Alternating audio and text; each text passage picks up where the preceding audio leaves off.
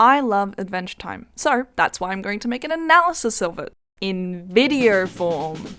So, Adventure Time is an animated cartoon created by Pendleton Ward and animated by a long list of talented creators. What I'd like to touch on about this show is its artistic and storytelling styles.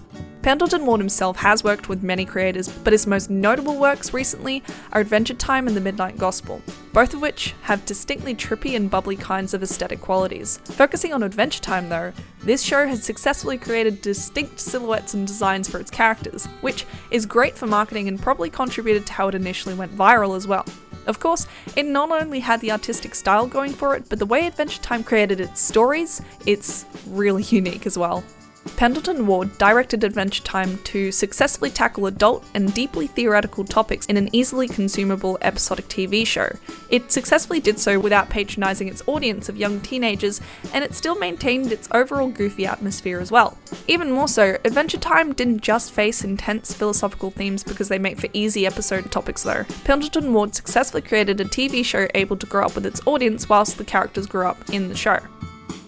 Adventure Time managed to span 10 seasons from 2010 all the way to 2018. Throughout the development of the show, we see all kinds of episodic structures, but the one constant is its 11-minute time slot. What amazes me is that Adventure Time was able to mold mature and sometimes heartbreaking themes into something that's considered PG-13.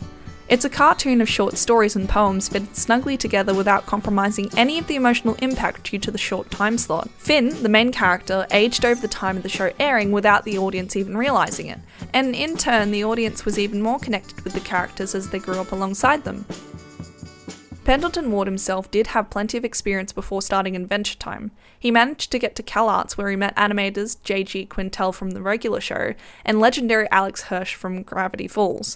Aside from that, when Adventure Time finally got off the ground, the media world was in a renaissance of cartoon shows. Shows such as The Amazing World of Gumball, The Regular Show, Over the Garden Wall, and Gravity Falls all started up during this decade, setting the expectations for cartoons and young adult animation.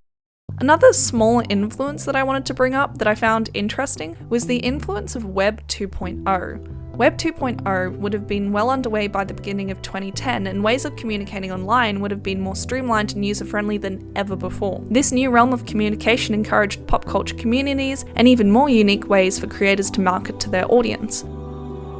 Personally, I love Adventure Time for its wacky plot lines. It doesn't try to make sense, and that's what makes it so surprisingly refreshing. And when it is serious, it does it well. The occasional philosophically inspired episode gives you something to think about, and that's what I like. I grew up alongside Adventure Time and have a significant connection to the story and characters. It engaged my artistic mind and developed my love for wacky and mind-bending adventures.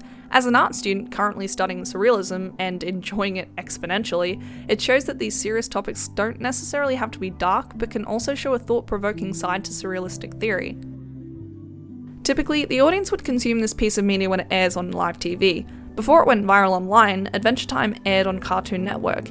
In the early stages, 2010 to 2014, Adventure Time was available only on Cartoon Network before digital streaming saw it appear on CartoonNetwork.com. At the time of airing, if you had a prior reading of the show, you quite possibly would have been drawn into watching the show simply by its community. Adventure Time reached quite a broad community through its engagement with its audience. Of course, it's not all butterflies and bees. There were people out there shitting on the show for its queer themes and its light take on teenage issues. Disregarding the unnecessary criticisms though, I'd say Adventure Time was a really good show. The show really means a lot to me, and I hope it stays in cartoon history for a really long time. In conclusion, 10 out of 10 would watch again.